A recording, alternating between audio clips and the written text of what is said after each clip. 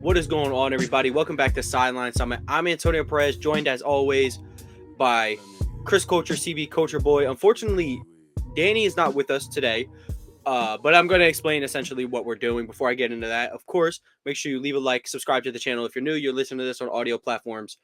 Leave a like, 5-star review, comment if you can. But basically what we're going to do is today, it's going to be a little bit of a shorter episode. Me and Chris are just two-man weaving it. And we're going to recap week 5 in the NFL. It's about as simple as it gets. And then on Thursday, since Chris won't be here, me and Danny are going to preview week 5 in a rare two episodes in 1 week. We used to do this in the way beginning, but now that's our situation this week. So before we get, of course, regardless if it's 2 episodes, 1 episode, no episodes, we always got to get started with Summits and Plummets. And while Danny's not here to get us kicked off, I know Chris will. Yeah. So what do I want to say? Summit. Oh, and it's like a upcoming summit, but it is kind of cool. I'm going to season opener for the Mavs. I get to watch Wemby. I can't wait to that. Pretty sick. I'm excited about that. I'm excited going to see Wemby. I only seen Wemby once last year, and it was for like 16 minutes. It was like in the beginning when they were playing him like 4 minutes a quarter. So I'm happy to see him coming up soon for that. And I was supposed to go to Mavs practice, the Mavs open practice. Like I think it's been going on social media, like all this stuff been going on where Kyrie was coaching. I was supposed to go to that, but I ended up missing it because my friend's birthday. So happy belated birthday to him too. So I guess those are my two summits, I guess. I don't know. I've been feeling pretty good pretty recently, so I think I'm just gonna leave it at 2 summits. A week of no plummets is always goated. You were Lamar Jackson's Butterfingers and Derrick Henry clutch mode away from it being a big plummet. Oh, let me tell you. We want to know why that wouldn't have been a plummet? Because I am no new Ravens fan. I tell you this. If there's one thing I know about my quarterback, he's elite. But boy, oh boy, when you get to clapping them hands in the pocket, and after that, the ball can go anywhere. He never catches it after those claps. Never. At the most, he does this and flips it around. By that time, he has to run. So when that happened, I was like, oh, for the second time, by the way, because the pass to Likely in the end zone, that was a botch snap too. Yeah, Kevin Harlan just needs to call every Ravens game known to man. He really does. He broke his ankles. He's Houdini, and then he did the he just tossed him like a rag doll. I think he loves Lamar Jackson. He is all of us if we were put in the booth and had to watch 8 for 60 minutes. Yeah, he broke his ankles. He's Houdini.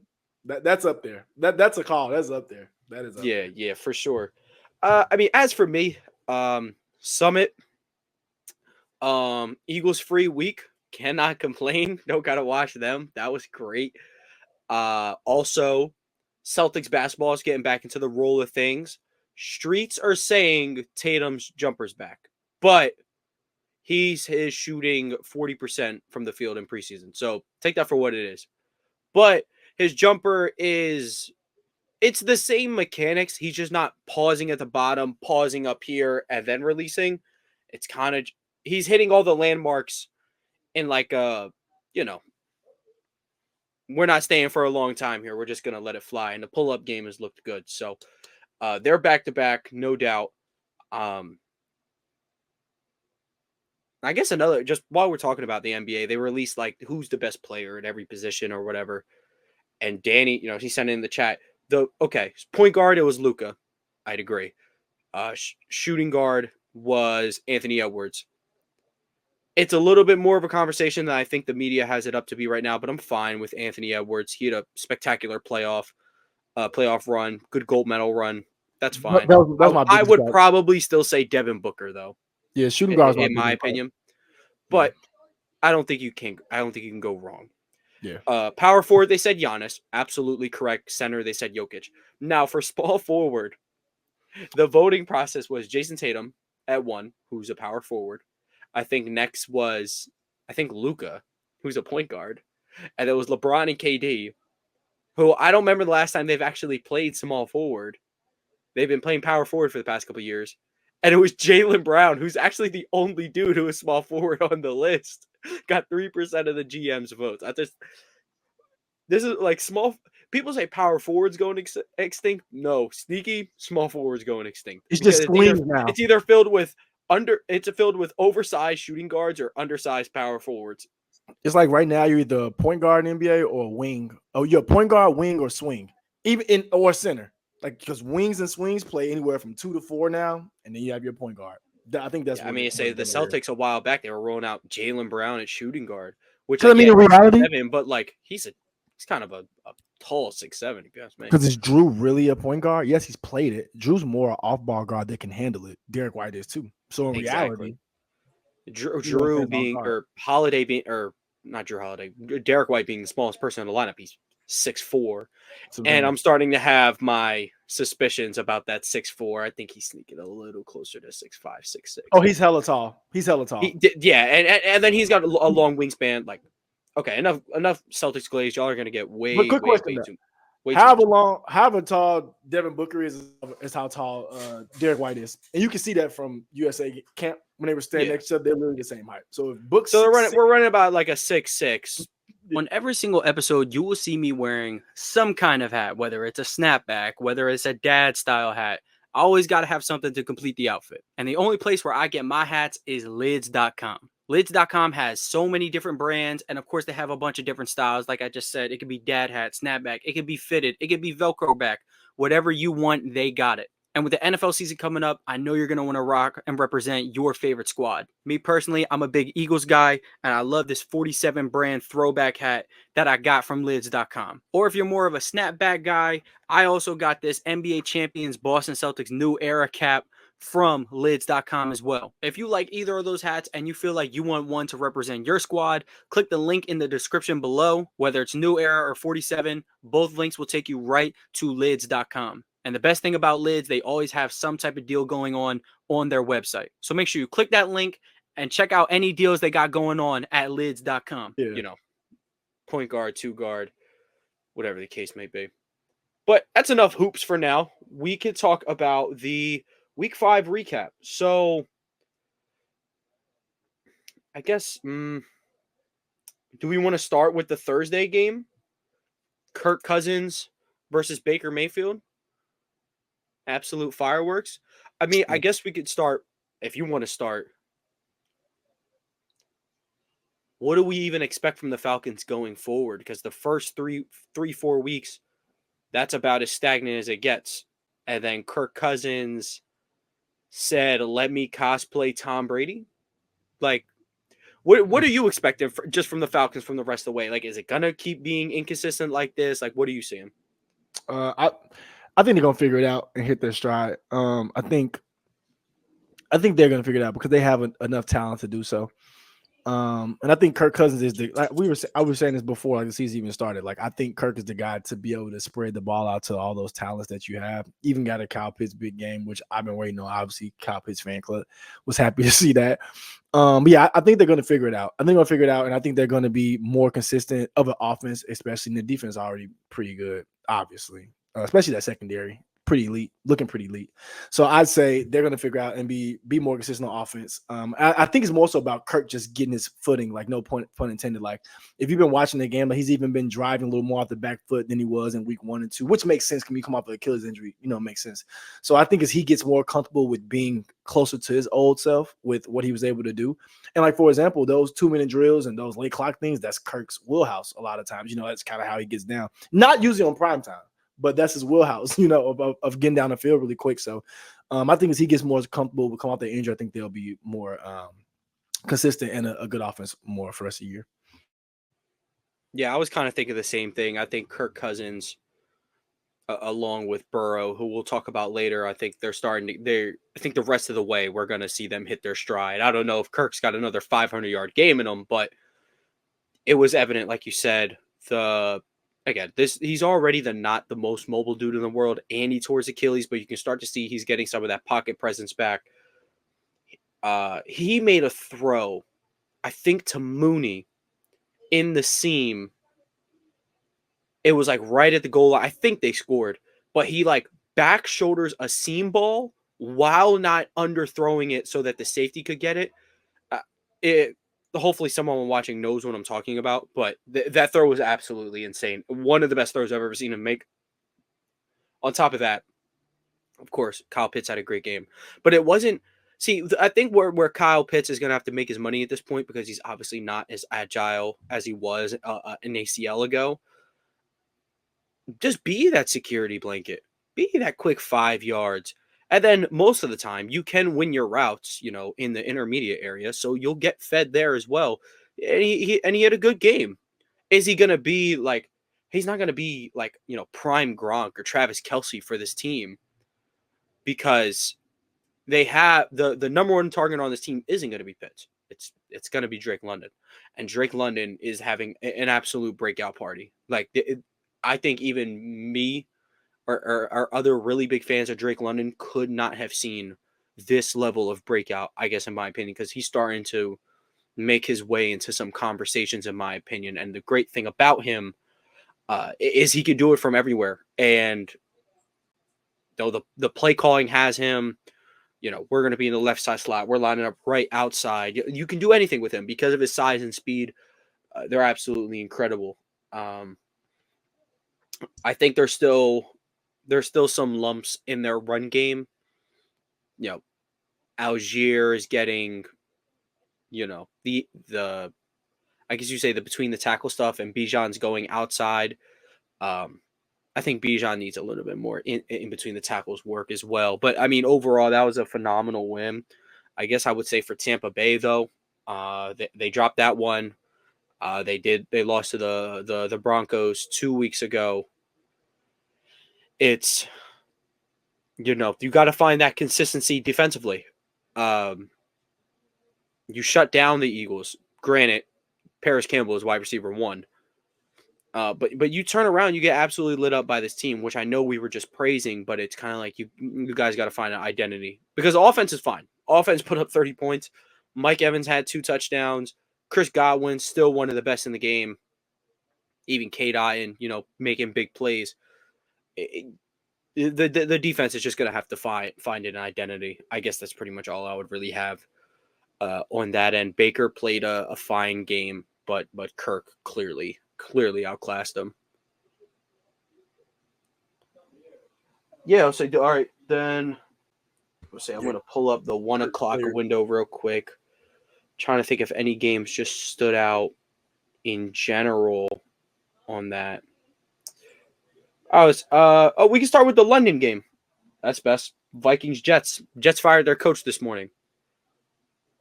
Scapegoated or valid? Scapegoated. I agree. Because they don't want to say what a bigger part of the problem may be. And I'm a fan of the guy who I think may be a bigger part of the problem, personally. I think Rodgers, as a player, isn't. His athleticism is still there. He made some really wonky decisions in this game. But, like, the Vikings are just going to do that to you. So, like, is this not just an overreaction? Oh, definitely overreaction. The offense looks stale back-to-back weeks. What's that got to do with Robert Saleh?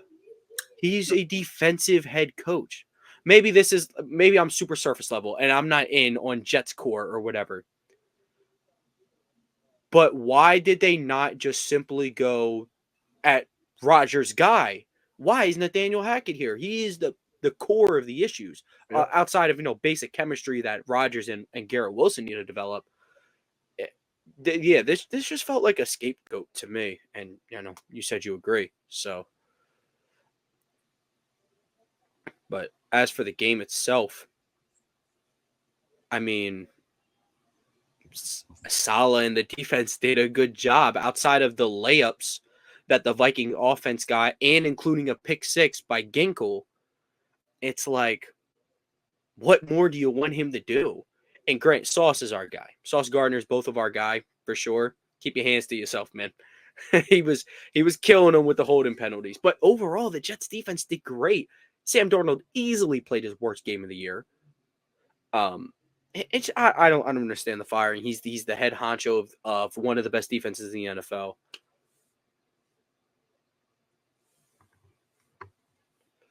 I would say if we want to, but Well, I was gonna say go one ahead, thing go ahead. about the Robert Sala thing. I think, and I wasn't like trying to just point to Rodgers being a problem, but so what I've been reading and hearing is that he doesn't like motion and just certain things he doesn't like that the NFL is kind of moving to. That's more so what I'm speaking to. Not because his play isn't the problem. He clearly can still move around enough and still be Aaron Rodgers enough to be good. But I think his stubbornness to kind of adapt a little bit more to what the NFL is doing maybe hurt him too. And 25 targets to Garrett Wilson. I mean, I get it. I think Garrett Wilson's great too. But damn, 25 targets to barely get 100. It's like you kind of forcing the ball for no reason at that point. Like if you're starting to do 25 times, you should put up more and be better than that, in my opinion. So I think that could be a big part of the problem too. And I think more so, like you said, Tone, it was more so Nathaniel Hackett than Robert Saleh anyway. Yeah, and force feeding Garrett Wilson isn't the worst thing in the world, considering who the wide receiver 2 options are. Mike Williams, Alan Lazard, you got Conklin at tight end, which these aren't bad players. Wide receiver 2, I don't know about Mike Williams being a wide receiver 2 in this day and age, especially for what he brings to the table. It's kind of, you throw ball high, I go get it. I don't know how effective that's going to be with his level of athleticism at this point. But with Garrett, like the offense, even with Nathaniel Hackett's like just resume of not being a good offensive coordinator, Rodgers and Wilson are still making it work to a degree. The issue is just their man-to-man chemistry. Like that's really it. And that's going to get figured out as long as Aaron Rodgers can own up to the fact that he's part of, because when two people have bad chemistry, it's both of their faults. Hopefully he can admit up to that. We'll see if the 40-year-old, whiny baby is up to it. But that's what the NFL calls Diggs. George Pickens diva? No, that guy's a diva. That is a real diva. It's insane, but they'll never say it. Side note, we're probably not going to talk a lot. This is the only thing I'm going to say about the Eagles because they're on a bye week. There's nothing to talk about. They released Devin White, which good move. But why did you even sign him in the first place? I thought it was a bad sign from the get. You did say that. So you pick him up, you realize he's not better than Zach Bond and Nakobe Dean. Or he's not even better than Jeremiah Trotter Jr. apparently. And then you cut him. 3 straight healthy scratches, from my knowledge. You think he gets picked up somewhere else? Somebody who just needs something at linebacker might take him. I'm not too big on him, but if you want like a tackle machine, that's what I'm saying. Like any teams, that's not bad. Like okay, somewhere where he could work, maybe Baltimore is an off-ball guy to Roquan, but like Simpson has been fine, if you ask me. I wouldn't even bother with it unless you want depth, so you really don't have to put Harrison on the field. Oh yeah. That's what I was going to ask. If Devin White is better than Malik Harrison, we'll take him. Yeah, he is. I'm not big on Devin White.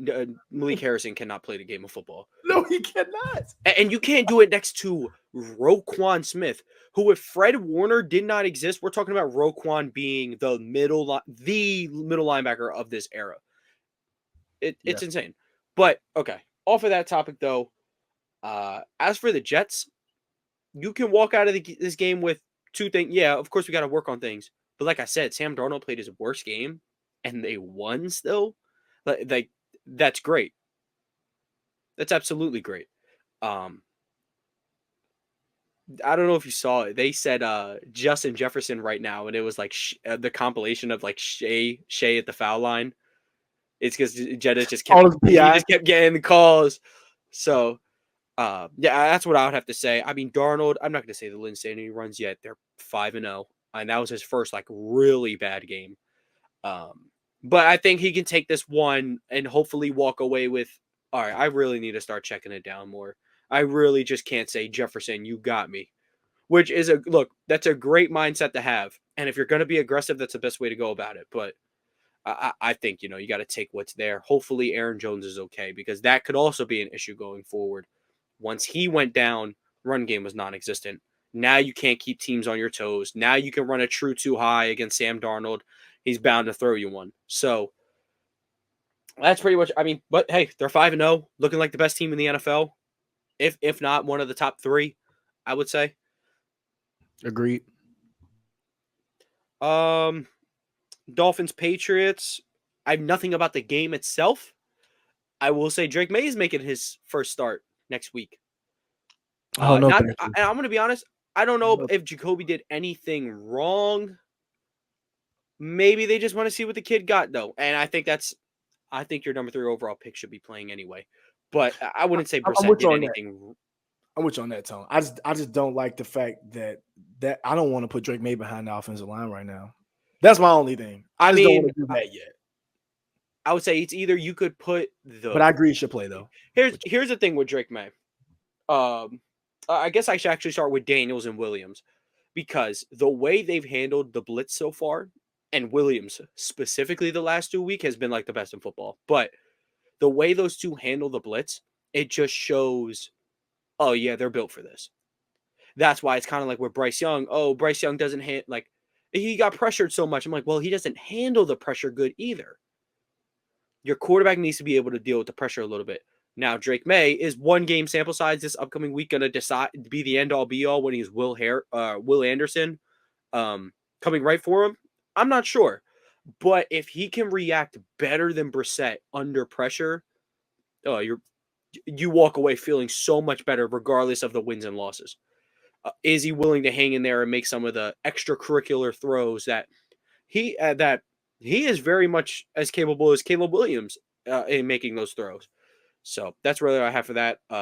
Dolphins, absolute quarterback malpractice, not signing a Tyrod Taylor, not signing even maybe a Josh Johnson. Snoop was fine. I'm putting that very generously. I'll say this. He was putting the ball everywhere on the field. He was at least trying everything. He's better than Skylar Thompson. That's for what it's worth, he was. But yes, and I want to say something about that game too. I think it's unfortunate that Tua is out because this Dolphins offense that can be so explosive and so great looks absolutely horrific. And it's sad because they have so many playmakers. You got Waddle, you got Tyreek, you got Mostert, A-Chain. Everybody's speed 95 and up. And you can't even use it because you have nobody. And y'all know me. I'm a Snoop Huntley fan club leader. But if that's what he's going to be leading out there, we're going to have to lead him somewhere else because that was bad. But now this game was better. This game was way better, but still bad. And I think it's just rough. Do you think it's time for McDonald to get the can? McDaniel, no. It's just because like McDaniels, it's like, oh well, obviously this team looks a lot better with Tua out there. I'm like, yeah, well, Tua's a good quarterback, so that's why the drop from top 16-ish, maybe even top 12-ish quarterback to backup quarterback. Hey, that's a substantial drop. Like, let's say you had Derek Carr in this offense, they're probably still running a little bit. I don't know if they're as explosive. One thing Derek Carr gonna do though, he's gonna throw it up to the fastest guy on the field, and he's gonna make it happen. Did it with Shaheed last night. So, yep. I think McDaniel's just cool. I think just management wise, it's like there's no way you went into this season knowing Tua's situation and not having real insurance. I think Tyrod Taylor would literally do wonders for this team, but you have no shot in getting him because the Jets have him and they know they have a 40-year-old quarterback coming off a torn Achilles. So it's like, there's no way we're giving up Tyrod Taylor. Yeah. What do you think a viable option would be like trade wise for them? Like even if like, cause I know now like free agents that's available, like probably none that you would want really, but like I guess a second string guy to make a trade for. I feel like if McCarthy was healthy, Darnold would be that guy. I mean, depending on what happens there, like before he had this season, I think that would have been an option, but I'm not sure who's left. It's just tough because when you think about guys like Marcus Mariota, a Jameis Winston, a Jacoby Brissett, all these guys are behind young quarterbacks. You don't want to, risk that. Well, let me rephrase. Jameis Winston's not behind a young quarterback. He's behind a bad quarterback. They know. I guess while we could talk about Commanders Browns while we're on this topic. They asked Kevin Stefanski, does ownership have a say in benching Watson? and he said everything but yes. He was like, yeah, we have talks, about these decisions and whatever, but he never he said everything but yes. And that's just a bad move by the owner. Benching Deshaun Watson's contract won't cost you more money than the Browns just flat out not being good. So, is Jameis going to go out there and be absolutely Superman behind that offensive line? No. But what Jameis is going to do, though, is be fun. He's going to be explosive with the ball in his hands. He's going to put the ball downfield. He's going to take a chance. Deshaun Watson is so bad to the point where he doesn't even trust his own arm talent to make the said special throws that he used to. And then when he tries, it's an utterly horrific throw and it's picked off. At least with Jameis, it's a little 50-50. You're getting a touchdown or a pick. And I'd rather see him give post-game interviews than any person in history of any sport. So exactly. So the day when Watson gets benched and Winston gets the start, they're going to win the game off of backup QB juice, and then we're going to get an all-time interview. He's just going to be like, I love God, I love my team, but he's going to do it in the most exaggerated way possible. And their defense got absolutely torn to shreds. I can't name you one player that I was impressed with in this game. Myles Garrett, non-existent. I was just about to say, Myles Garrett literally had zero stats. I was seeing that. Like he said, he literally had zero stats. He got put in an absolute box. Absolute box. The effort was an issue, and he just wasn't producing. Denzel Ward, a super uncharacteristically bad day in man coverage against Terry McLaurin. Can a lot of people guard Terry McLaurin? No. But you're one of the best in the game. I figured you would be able to. And it wasn't even that. It was like mental lapses. It was just, it seemed like nobody in that defense was in their right mind. And maybe they're selling on purpose. Too many good players on that defense for them to be playing that way. But I have to give Jaden Daniels where credit's due. This was one of his lesser performances statistically in the past couple of weeks, but you can just tell the game it's continuing to get slower and slower for him every week. And like I mentioned earlier, he's only getting better and better against the blitz with pressure in his face. That was not there at LSU. At LSU, he was not good with pressure, but him being able to handle it, that was my main concern for him. If that's gone, then what's his ceiling? Yeah, I was going to say with Jaden Daniels, the thing that I see watching them just eye test, it's like the same thing you see like when somebody says, he can hoop. It's like he can play. Like it's like no matter what, he can play. Like if it's making the play with his legs, extending the play, putting the ball on target, whether it's a short throw, medium throw, a long throw, he's done everything. And not saying he's done everything excellent, but he's done everything. He showed the full package. Meaning like I said, when you see a dude at the rec and he does a jump shot, then does a fadeaway, then go between legs, it's like, he can hoop. It's like that's how I feel watching Jaden Daniels. Like, he can do this, he can do that. Oh, he's a good quarterback. And it's like you said, so it's just cool to watch him. Like play by play, not even, I don't want to say week to week, like play by play is like he's making not adjustments literally, but like mental adjustments to where not to make that mistake again, or you see the same coverage again. He hasn't made that same read or same mistake he did before. So it's just cool watching like what it feels like instant maturation, like week to week. It's just cool to see like him be able to progress through his progressions. Yeah, absolutely. And Kingsbury's doing a great job of slowly unlocking this playbook for him. It was really watered down to start. Even the Bengals game, it was really watered down. It was about Terry, just terrorizing that defense and Daniels making utterly stupid throws under pressure. But as we're going on, he was like, let's start testing the middle of the field more. Let's start testing the left side of the field more. And it's starting to come together. So Washington's got some good brewing, 4-1, clear leader in the NFC East, and probably the 2 seed in the entire NFC, if I had to guess. But complete shock. Credit to Dan Quinn for taking name soup on defense and making it respectable. I mean, not that you played a good offense this week, but point being that, Frankie Louvu is still one of the best linebackers in the game. Bobby Wagner, making the bones of Bobby Wagner look usable is great. Kind of almost disguising this no-name secondary. It's been great stuff from Dan Quinn, which I'm pleasantly surprised. Last time I saw him call a defense, he got absolutely destroyed by Matt LaFleur in the playoffs. So good credit to them. Would we rather go? We're gonna hit both games. Doesn't matter. Here, before we jump to any young quarterbacks, let's talk. This is probably going to be the meat and potatoes of the episode. Ravens Bengals. I sent Chris and Danny Joe Burrow and Lamar Jackson's passing charts this week. If I just covered the names at the bottom and showed it to anybody, I'm like, what quarterback matchup do you think this is? They probably say Manning versus Brady. It was an absolute masterclass by both of these quarterbacks. They both had a turnover apiece. Lamar with the fumble and then Burrow with the interception. I mean, outside of that, those two were practically flawless. What if I told you another one came to mind when you see those two stat sheets?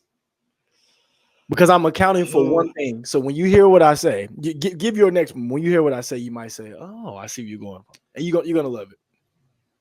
Well, I was gonna say the only the two guys I could think of put up a chart like that is the other two top 4 quarterbacks, Mahomes and Allen in the playoffs. But I would say, so I would say Manning for Burrow because the crazy stat line, how many touchdowns he had. Yeah. Now the only reason I'm adding this thing is because of the rushing yards. Lamar had 55. It reminded me of McNabb, Manning. Like top McNabb, because McNabb could bust a 20-yard run out of nowhere randomly. Come on now. Nowhere. Don't play with Chunky McNabb. Bro, it reminded me of that for sure. And this is the reason why I say McNabb, because, and you've been an Eagles fan, obviously McNabb would make a lot of plays out of the pocket, and it was more so not because he's so fast or so strong, because he had a good combo of both. And that's what I seen out of Lamar. Not necessarily him being strong and just doing it, but like just extending plays and giving guys a chance, dude. He threw that guy like a rag doll, according to Kevin Harlan. Maybe he did. But that's what reminded me of it. It looked like a McNabb type game with how many passing yards he had. Because usually Lamar's, if it's a big game, is usually like maybe 250 passing and like 100 rushing, or like even 380. But him to do that with 50, I think it looked more like that. And it was cool to see. I guess since I'm already yapping, I guess I can go ahead and talk about the game. I think I hated that Joe Burrow didn't play bad. I didn't have much to say. So that was terrible for me, because I was waiting to say, look, I told y'all. But Joe Burrow played great, except for the one interception. The one time Marlon Humphrey does anything good this season, it had to be on Joe Burrow. So thank you, football guys, for that, because Lord knows I was ready to restructure Marlon and send him to Alcatraz. But in reality, I think it was cool to see T. Higgins getting involved. That was probably the main part that I liked. I mean, Jamar Chase is going to be involved because he is who he is. But seeing T. Higgins catch 2, that was cool. And like I said, because I think T. Higgins is a wide receiver 1. I could be gassing it, but I think he could be a wide receiver 1 on a couple teams. Baltimore, obviously. He could be a wide receiver 1 over there. 100%. So it's cool to see them. If he wants to go a little bit east, there's a Steelers team for him. He would be wide receiver 1 day 1. Oh boy. Yeah, so I think that was probably the thing I like to see. Like I said, the Bengals, they looked good, honestly. And I think our defense is good. Bengals didn't think so, and they showed it. They didn't think our defense was good, and they showed that. So I'll say that it was a really good game. My heart was beating out of my chest the last 30 minutes, including overtime. It was just crazy. But seeing that go our way for once is cool. Like, I know we had the kick return touchdown last year with Hollis. That was cool. But like, usually these end of game things, after Lamar fumbles, we don't get a missed field goal to get another chance to go down. Like, we just don't get that. And another thing we don't get is that big ass run, because we didn't have a Derrick Henry. So it's like, bro, it was all the things as a Ravens fan, like, that I've been wanting and hoping to see. Like, give us somebody else with Lamar who could run the ball, like all that. Defense make a play we need to. Like, they do that often, but like it all culminated into one game. You needed every piece of it to get that 3-point win. Yeah, I absolutely agree. And the thing with the McPherson kick, one, the hold was absolutely egregious. For those who don't know, and I've probably said this a million times, I was a holder in high school. Usually when you have the best hands on the team, you're automatically just going to be the holder. Now, for whatever reason, the NFL makes the punter do it to avoid injury or whatever. You are tripping. I'm making Jamar Chase my holder. Thanks. Because they have the best hands. They're going to put it in the right spot. Punter. It goes flat. McPherson can't get a good boot on it. My bigger question is like, if you're gonna run the ball, if you're simply running the ball just to tick down time, why even waste any time? Just let McPherson have at it. You know that's his range. You're like almost semi-icing him by doing that. On the flip side, Derrick Henry, while not even having that great of a game until that run, his presence alone just makes you have to respect the box. And then when you respect the box too much, Lamar Jackson and the guys he has around him, like Zay Flowers had an awesome game. Rashad Bateman's been good. Charlie Kolar, TE3. That's my boy. That's my boy. No, what you mean? He's tight end 1. I forgot. He's tight end 2. Likely he's tight end 1. Mark Andrews is officially left tackle 1. Nah, he had a good game this week.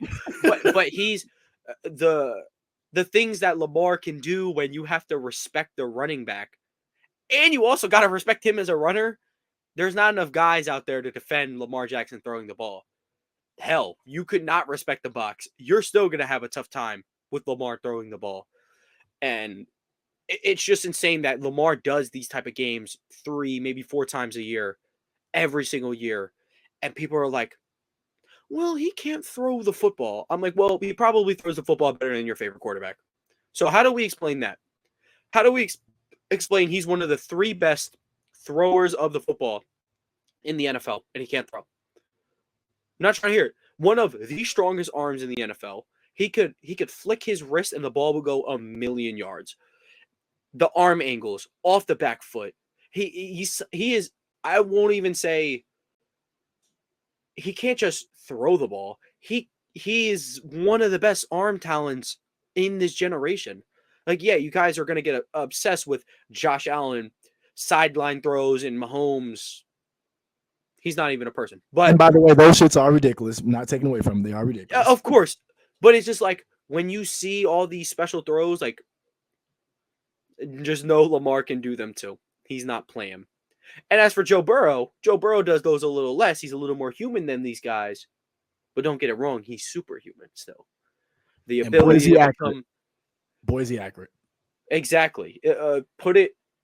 He's got the microwave badge. Once he just starts getting in his rhythm, him getting an incompletion is the 8th wonder of the world. So, absolutely phenomenal game. I loved every second of it. Of course, I have no horse in the race. So I just love to watch the game. I will say this though about the Bengals. Even though obviously the Ravens is my team, they need a RB1 for real, like an actual guy. I think they're missing Mixon more than that. And I see what they're trying to do with Brown and Moss, like try to tag team it. But I don't think put no real fear in nobody. Now with the Ravens defense supposed to be good. Brandon Stevens forgets to turn around sometimes when the ball's in the air. That's just his own thing. But other than that, like I didn't need an RB1. Like even if it's Kareem Hunt type of RB1 right now, with Pacheco out. Like if they need that, because I don't think Moss or Brown is going to provide that enough to take the amount of pressure off of the passing game that's needed. Because like I said, if Burrow going to be back there throwing 50 times, I mean, if there's anybody to do it, he's one of the guys, obviously. But it's like the same time, you kind of want to give them a little bit of help back there. From what I've seen from my point of view. So just gonna run through some games, just quick, reviews on them because these games weren't necessarily interesting. Giants, I mean, absolutely coaching masterclass by Dable, and just a bad showing from the Seahawks in general. Raiders, Broncos, Bo Nix, slowly stacking some good performances. I have to give flowers. Gardner Minshew, not really sure why you're in this league, but very bad quarterback. Have fun. The Bills, Texans, there was a questionable, should they have started throwing absolute nukes downfield with the chance to give the ball back to the Texans?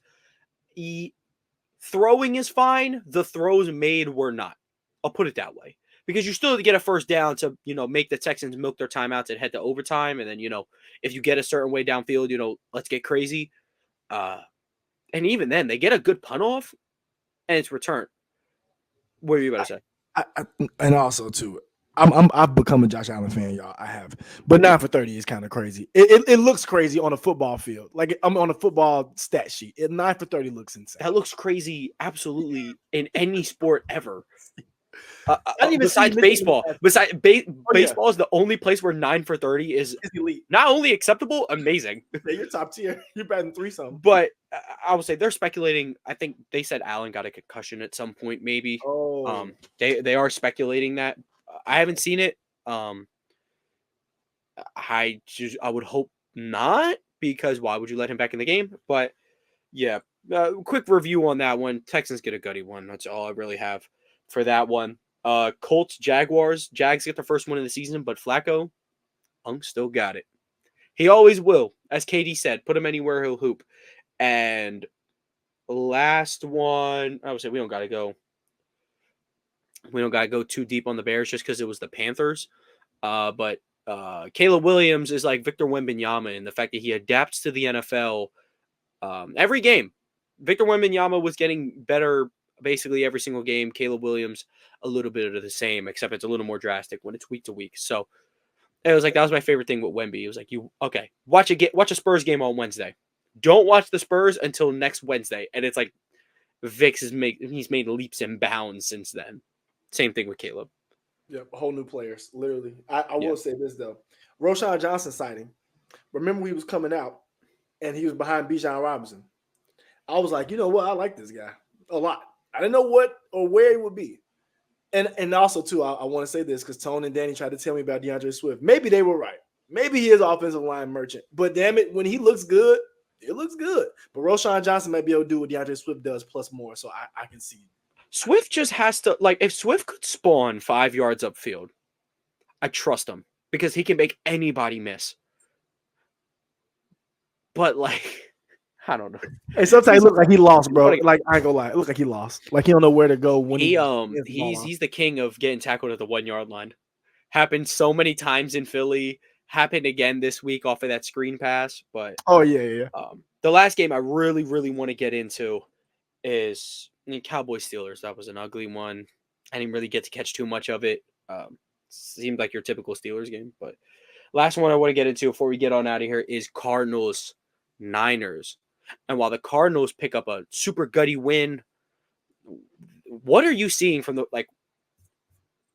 49ers are clearly missing Christian McCaffrey. What have you seen from Purdy from this point? Because he is doing some good things, but there are some things that's costing his team. So what's your thoughts on that? And maybe it's because I like Brock Purdy as a quarterback. Maybe I might sound like I'm being a little too soft on him. I think he's done what you can expect him to do without the weapons he's had. And I know they say like it's only 3 Pro. I was making that joke too, but in reality, that does change a lot of your offense. It just does. Like losing McCaffrey changes a lot of your running and your passing. Not having Debo until the last couple weeks changes a lot of your running and passing. Kittle was even missed some time, so I think you're getting. It's a reason Brock Purdy got picked last. Like, with all due respect, like it's a reason why he's developed into very serviceable, above average quarterback, in my opinion. I think you get what you expected. I think your defense is the place you need to look at a little more. I think they could be a little more consistent. That's one of my gripes. But he's still putting up 20 points. I mean, it's not like he's getting 12. You know what I'm saying? Like, so I think he's doing enough to get wins. I think if the defense was clicking like how it usually is, I think they'd probably win, 2 of those matches that they did lose. So I think it just be a little closer. Obviously, if you had your guys, but obviously your defense was clicking like it was towards the end of last year and in the playoffs and stuff, I think they win those games too. So I think you're getting what you should expect out of the last pick in the draft, damn near, like at that point, even though he's gotten better. Yeah, I would almost describe it as this point. Purdy, when he came into the league, he had the silver spoon. So like, where is the development coming from? Because you're basically going out there and everything already works for you. It's as simple as, Magic getting drafted to the Lakers. Almost. You know what I'm saying? It's like they go and drive the bus. You just got to sit and enjoy the ride. It's a little bit more than that, but basically having that silver spoon, I don't know if he really had to go through any hardships that are part of developing as a quarterback. Any, lumps in the road, whatever. He was essentially perfect from day one in terms of an efficiency, getting the ball out. This year, play action is nowhere near as effective. Respect to Jordan Mason. They don't respect him like Christian McCaffrey. In the red zone, it's very effective. They're one of the worst teams in the red zone in conversion rate.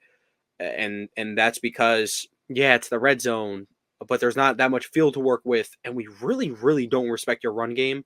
So we're going to make Purdy, you're going to have to make some next level throws and things like that. And he's showing, he's in year 3, but now he's kind of showing his rookie mistakes, bailing pockets early, trying to seeing the field a little bit too late, not getting through all your progressions as fast as you like. On the interception by Kaiser White, Kittle is wide open across the middle field. Good hot route, hit him on the drag. Kittle's an athlete. He's going to go make a play. But how effective is Kittle, Debo, Brandon Ayuk if they can't get the ball enough? If they can't get it consistently and on time? That's on Purdy.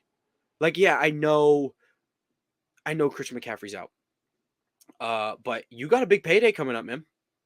The talks of whether you're going to get an extension or not on the one team that could probably be good with any other quarterback in the NFL.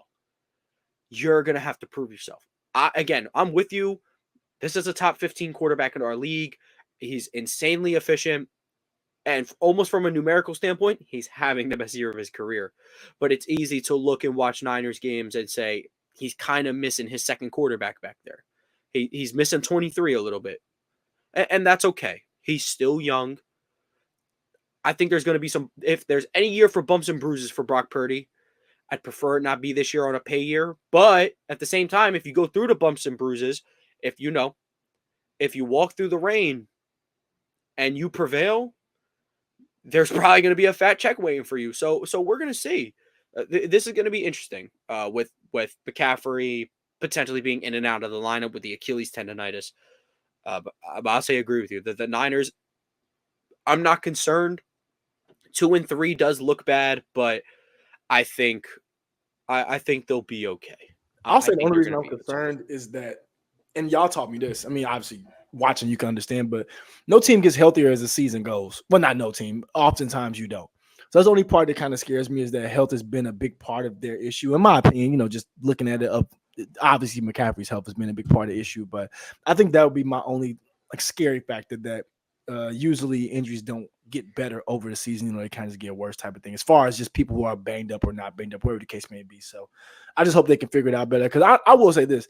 The 49ers have some of the best plug and play people in the NFL, in my opinion. Juwan Jennings, plug him in. Jordan Mason, plug him in. They did very well. So I think that's what can help keep them afloat too. Yeah. And look, Purdy. It's just if you don't perform, well, you're going to be using the trade package to go get Shedeur Sanders. So get ready for that, or get ready to learn Cleveland Brown. I truly do just want Shedeur to be in that system so bad, but I don't want to prey on Purdy's downfall at the same time. So hopefully, with as many Shanahan disciples as there are in the league, hopefully one of them can grab my boy. Don't worry, give me 2 days. I'll work up a scenario that gets everybody happy. I'm good at working up BS magic. I got you. We're gonna find out. I mean, as it stands right now, the Patriots are the number 1 overall pick. Obviously, they have Drake May. Could be a good spot for Travis Hunter. While he would be the wide receiver 1 there, you'd also form the by far best cornerback duo in the NFL with Christian Gonzalez and Travis Hunter. So there's that. And then I think the Jags have the 2nd pick currently, and I don't think they would use it on a quarterback. So you could go get Ted McMillan, Luther Burden to pair with Brian Thomas. You think they go receiver over corner as it stands right now? If you're the Jags? If Hunter's on the table, they'll probably just take him. Not Howard? But you think Howard's will go that high from Michigan? Just asking.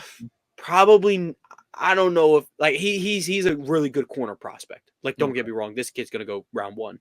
Okay. Top 2. I didn't know how high everything was really good. Top 2 for a team where the wide receivers over there, it's Brian Thomas and friends. True. I don't know. True. But you pair Brian Thomas with Ted McMillan. True. You have my attention. That's 2 of my favorite sons right there. So I'll say Brian Thomas has made me him and Drake London have made me the most proud father as of late, for sure. But yeah, that's pretty much all we have from week 5. I mean, not really much to go over. The Saints Chiefs game had a thick pick. That was pretty cool. Travis Kelce had a good game. So did Kareem Hunt. So did Juju Smith-Schuster. No, this episode is not being recorded in the year 2019. All three of those guys had great games. And Taylor Swift is an actual football fan, and I can I saw confirm that. I've seen it. That's exactly the same. That's the same thing I say. Oh my God, I'm gonna blank myself. I say it all the time as I'm watching the Ravens game. I get it. That she's good with me. She's good. Dude, they were saying she watches they were saying she watches all 22 films. She gives Travis notes, and that's why he keeps getting better week to week. I She agree. really understands the game. She breaks down to Pat. Oh, well, you could have got it to Trav here. If you looked off the safety a little bit better. I'm telling you, man. They were like originally she was in it just to be like the football wife cool thing, and then she realized like a true red-blooded American, she loves the sport. Honestly, I'm glad that people are coming around to actually liking her at the game, because obviously last year was like, oh, get her off the TV. But like every time you pan to her, she either looks like she won the damn Super Bowl, or she looks like me and she is sick of this game. So it's good to see that she's act like the world's biggest pop star is getting love for a actually football being a fan. She's just like us. Who would have knew Taylor Swift was so relatable? Who would have knew? But that's pretty much everything we have. I mean, 50 minutes. I don't know if you want to consider that a short episode, but we will be back on Thursday with a Week 5 preview. Chris, you got anything to say? It's done for Asia and her title quest. GG's to it. My summit. Yeah, well, it was gonna be my plummet, but no, because I'm now a fiend. Plum.